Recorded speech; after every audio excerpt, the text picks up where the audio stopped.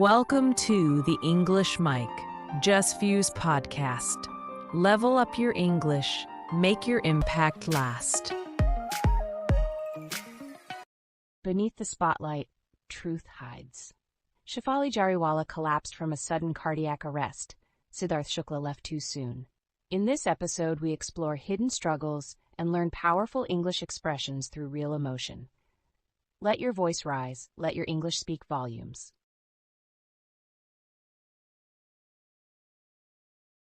Welcome to the deep dive. Today, we're tackling something quite powerful and, honestly, often uncomfortable.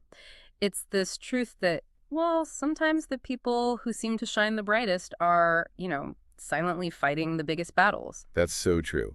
It's a paradox we see a lot. And in this deep dive, we're going to try and reveal some of those unseen pressures, the ones hiding behind these polished public images. Yeah, we're looking at specific stories today.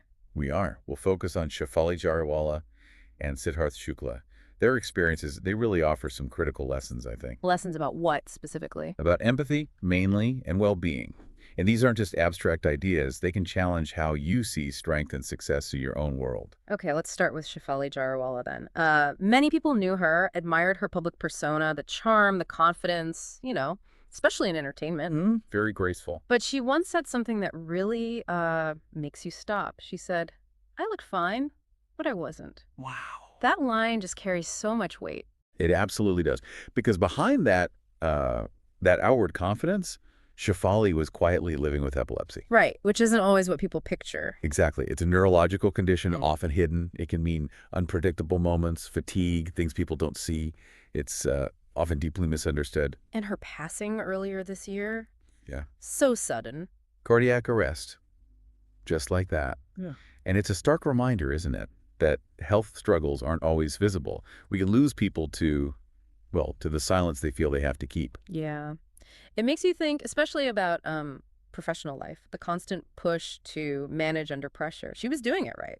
Functioning, performing, but inside. Completely different story. It's such a powerful call for deeper empathy from all of us to look past the surface. Definitely. And maintaining that public grace with something so unpredictable. The challenge is huge. It really forces you to reconsider that phrase, grace under pressure. It does. Because it's still pressure. There's an invisible toll, emotional, physical. It's not about weakness. It's acknowledging the burden of keeping up appearances. So true. And this brings us to something important. Mental health isn't a trend. It's a truth. It's fundamental, not just some topic of the moment. Yeah, the appearance of being fine can sometimes be the biggest performance of all. Precisely. And this idea, these unseen battles, it's not just about chronic conditions, is it? Let's talk about Sidharth Shukla, another example that really shook people. An actor, highly admired, known for strength, poise, discipline. He really seemed, built to last. He did. That picture of resilience, which makes it even more heartbreaking that his journey ended so abruptly in 2021. Sudden cardiac arrest again. With no warning signs? No prior symptoms, no alarms, just loss. And this really highlights something critical, especially in, say, corporate culture. Resilience doesn't mean immunity. That's a powerful line. Resilience doesn't mean immunity. Yeah. The expectation for someone like Sidharth, always on, always seemingly invincible. Think about the unseen pressure there. Absolutely. We praise high performers, celebrate their output. But do we ask how they're really doing? Exactly. Are they okay beneath it all? Okay. Success needs to include sustainability, right? It shouldn't cost you your health. Totally agree. And this gives us some powerful language to think about, like high output doesn't mean high well-being. Oof. Yeah. That challenges the whole productivity equals health idea. It does. We assume high performers are thriving, but that saying, still waters can drown. The calm surface hiding deep struggles. Right. And maybe the most crucial takeaway for everyone listening, don't wait for silence to listen. Don't wait for the silence. We need to proactively create spaces where it's okay to not be okay, where people feel safe to speak up before it's too late. So wrapping this up, what does all this mean for you listening right now? I think the core message from these really moving stories is just how vital it is to look beyond the surface. Behind every polished exterior, every strong facade, there can be these unseen pressures, these struggles we'd never guess, unless we actively try to understand. Yeah. And that leaves you with a question to think about, doesn't it?